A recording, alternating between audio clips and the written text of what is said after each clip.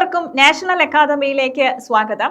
നിങ്ങൾ NIOS+2 commerce എടുക്കാൻ താല്പര്യമുള്ളവരാണോ? കൊമേഴ്സിലെ ഒരു പ്രധാനപ്പെട്ട വിഷയമാണ് ബിസിനസ് സ്റ്റഡീസ്. ബിസിനസ് സ്റ്റഡീസിലെ 9ാമത്തെ അധ്യായമായ കോർഡിനേഷൻ ആൻഡ് കൺട്രോളിംഗ് എന്ന ഈ ഒരു ചാപ്റ്റർ നിങ്ങളുടെ +2 വിജയത്തെ ഒരുപാട് സഹായിക്കാൻ ഉതകുന്നതാണ്.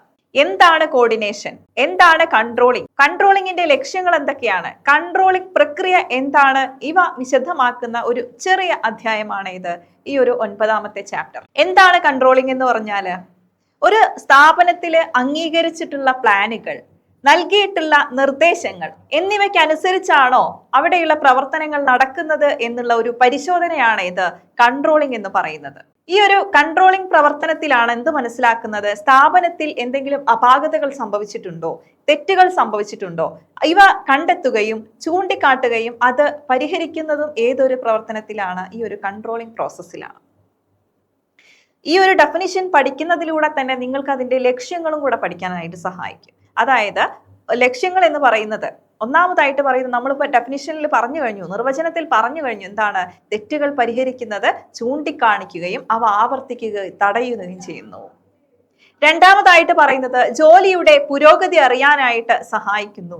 ജോലിയുടെ പുരോഗതി അറിയാനായിട്ട് സഹായിക്കുന്നു. എത്രമാത്രമാണ് അംഗീകരിച്ചിട്ടുള്ള പ്ലാനുകൾ പ്രകാരം അവിടെയുള്ള പ്രവർത്തനത്തിൽ നടക്കുന്നത്, സ്ഥാപനത്തിന്റെ ലക്ഷ്യത്തിലെത്താനായിട്ട് എത്രമാത്രം സഹായിക്കുന്നുണ്ട് എന്നിവയെല്ലാം മനസ്സിലാക്കുന്നത് ഏതിലാണ്? ഈ ഒരു പ്രവർത്തനത്തിലാണ്. മൂന്നാമതായിട്ട് പറയുന്നു നിശ്ചിത സ്റ്റാൻഡേർഡുകൾക്ക് മാറ്റങ്ങൾ വരുത്തണോ? അതായത് നമ്മൾ അംഗീകരിച്ചിട്ടുള്ള പ്ലാനുകൾ ഉണ്ടെന്ന് പറഞ്ഞില്ലേ, ഈ പ്ലാനുകൾക്ക് എന്തെങ്കിലും മാറ്റങ്ങൾ അനിവാര്യമാണോ എന്ന് മനസ്സിലാക്കുന്നതും ഏതിലാണ്?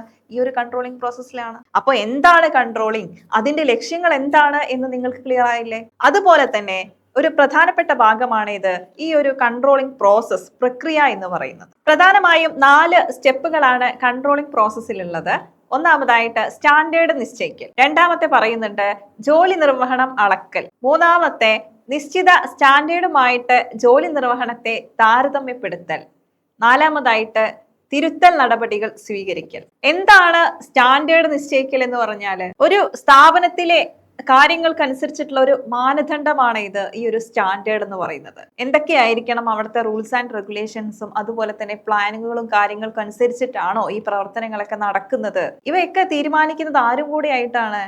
അവിടെയുള്ള ജോലിക്കാരുമായിട്ട് ചർച്ച ചെയ്തിട്ടാണ്. കാരണം നമ്മളൊരു നിയമം കൊണ്ടുവന്നാൽ അത് അവിടുത്തെ തൊഴിലാളികൾക്ക് അനുകൂലിക്കുന്നില്ല എന്നുണ്ടെങ്കിൽ അവിടെ ആ ഒരു സ്റ്റാൻഡേർഡുമായിട്ട് അവിടെ എന്തില്ല, ഒരു ബന്ധവുമില്ല, അല്ലെ? അപ്പോൾ ഇത്തരം കാര്യങ്ങളൊക്കെ തീരുമാനിക്കുന്ന സമയത്ത് ആരോടും കൂടെ നമ്മൾ ആലോചിക്കണം, അവിടെ സ്ഥാപനത്തിലുള്ള തൊഴിലാളികളോടും കൂടെ നമ്മൾ എന്ത് ചെയ്യേണ്ടതുണ്ട്? ചർച്ച ചെയ്യേണ്ടതുണ്ട്. രണ്ടാമതായിട്ട് പറയുന്നു ജോലി നിർവഹണം അളക്കൽ. ഈ ഒരു നിശ്ചയിച്ച സ്റ്റാൻഡേർഡ് പ്രകാരമാണോ സ്ഥാപനത്തിലെ കാര്യങ്ങൾ നടക്കുന്നത്, പ്രവർത്തനങ്ങൾ നടക്കുന്നത് എന്ന് മനസ്സിലാക്കുന്നത് എവിടെയാണ്?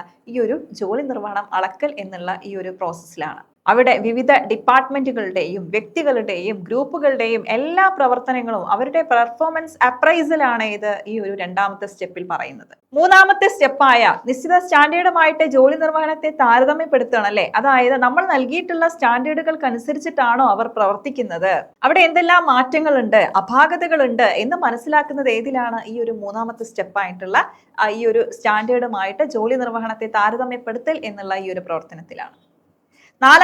നാലാമത്തെയാണ് ഇത് തിരുത്തൽ നടപടികൾ സ്വീകരിക്കൽ. നമ്മൾ ഈ ഒരു പ്രവർത്തനത്തിൽ എന്തെല്ലാം അപാകതകൾ കണ്ടെത്തി, അവ വീണ്ടും ആവർത്തിക്കുന്നത് തടയാതിരിക്കാൻ നമുക്ക് എന്തെല്ലാം ചെയ്യാം എന്ന് ഈ പ്രവർത്തനങ്ങളെല്ലാം കണ്ടെത്തുന്നത് ഇതിലാണ്, ഈ ഒരു 4ാമത്തെ സ്റ്റെപ്പിലാണ്. എത്ര സിമ്പിൾ ആണല്ലേ?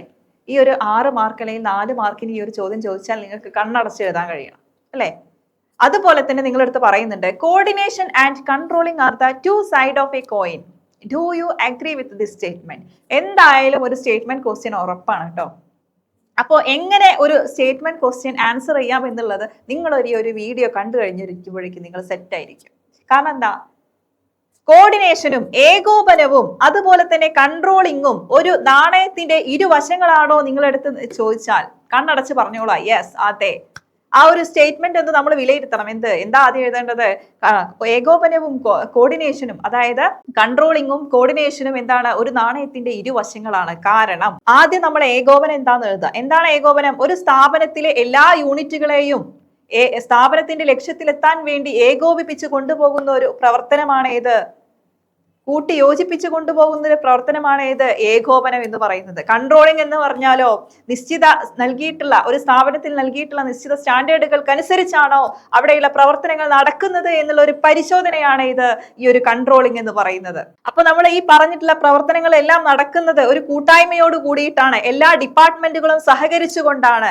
അവിടെയുള്ള തെറ്റുകളെല്ലാം തിരുത്തി നല്ല അപാകതകളെല്ലാം മാറ്റങ്ങൾ വരുത്തി നമ്മൾ സ്ഥാപനത്തിന്റെ ലക്ഷ്യത്തിലെത്താൻ വേണ്ടിയിട്ട് എല്ലാവരും ഒത്തൊരുമിച്ച് പ്രവർത്തിക്കുകയാണ് അല്ലെ. അതാണ് ഈ കൺട്രോളിങ്ങും കോർഡിനേഷനും എന്ന് പറയുന്നത്. അപ്പൊ തീർച്ചയായിട്ടും എന്താവും, നമ്മുടെ സ്ഥാപനത്തിന്റെ ലക്ഷ്യത്തിലെത്താനായിട്ട് നമ്മൾ എന്ത് ചെയ്യുന്നുണ്ട്, സഹായിക്കുന്നുണ്ട് അല്ലെ. അപ്പൊ നമുക്ക് പറഞ്ഞൂടെ കോർഡിനേഷനും കൺട്രോളിങ്ങും ഒരു നാണയത്തിന്റെ രണ്ട് വശങ്ങളാണ്. ഇവ അടങ്ങിയിട്ടുള്ള ഒരു ചെറിയ ഒരു ചാപ്റ്റർ ആണ് ഈ ഒരു 9ാമത്തെ ചാപ്റ്റർ എന്ന് പറയുന്നത്. അപ്പോൾ ഈ എക്സാം ഓറിയന്റഡ് ലൈവ് ക്ലാസ്സുകളിലൂടെയൊക്കെ നിങ്ങൾ ഈ ചാപ്റ്റർ നമ്മൾ എന്ത് ചെയ്യുന്നു, ഓരോ ചാപ്റ്റേഴ്സ് നമ്മൾ തറവാക്കി തരികയാണ് ചെയ്യുന്നത്. ഓക്കെ, അപ്പോൾ ഒട്ടും മടിച്ചു നിൽക്കേണ്ട. നിങ്ങളുടെ വിജയത്തിനെത്താൻ നാഷണൽ അക്കാദമിയിലെ ഓരോ അധ്യാപകരും നിങ്ങളുടെ കൂടെ ഉണ്ടായിരിക്കും. താഴെ കാണുന്ന നമ്പറിൽ വേഗം ജോയിൻ ചെയ്തോളൂ. Thank you. Have A nice day.